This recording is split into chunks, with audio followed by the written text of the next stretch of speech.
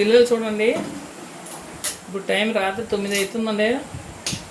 వాళ్ళ కంపెనీలో వర్కర్లు తక్కువ ఉన్నారని చెప్పి, పని అవ్వలేదని చెప్పి వాళ్ళ నాన్న బయట మార్కెట్కి వెళ్ళిపోతే వాళ్ళ అమ్మగారు ఆ పిల్లల్ని తీసుకొని ఏ సరుకు అయితే తక్కువైందో, అది హెచ్సిఎల్ యాసిడ్ అని వాళ్ళు పట్టేది, అది బ్యాటరీ వాటరు.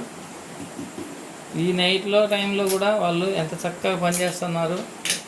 పేరెంట్స్ పిల్లల్ని ఎంత చక్కగా పని నేర్పిస్తున్నారో చూడండి. ముందు భవిష్యత్తు ఇప్పుడే వాళ్ళకు చూపించేస్తున్నారు.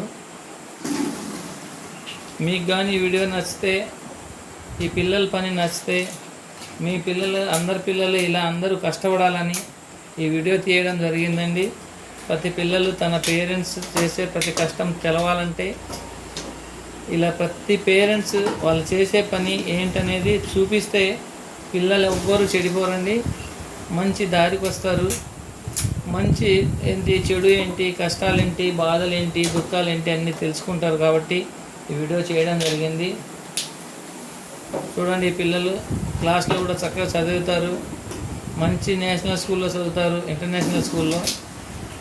వాళ్ళ పేరెంట్స్ అన్ని ఫీజులు కట్టి కూడా పిల్లల్ని పనులు ఎంత చక్కగా పనులన్నీ నేర్పిస్తున్నారో మనం కళ్ళారా చూస్తున్నామండి.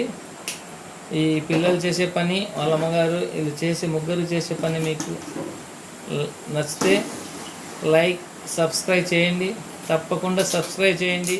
ఈ వీడియో చాలామందికి తల్లిదండ్రులకు షేర్ చేయండి. పిల్లలు ఉన్నవారు, పిల్లలు మాటినట్లేదు అనే ఫ్యామిలీకి తప్పకుండా షేర్ చేయండి.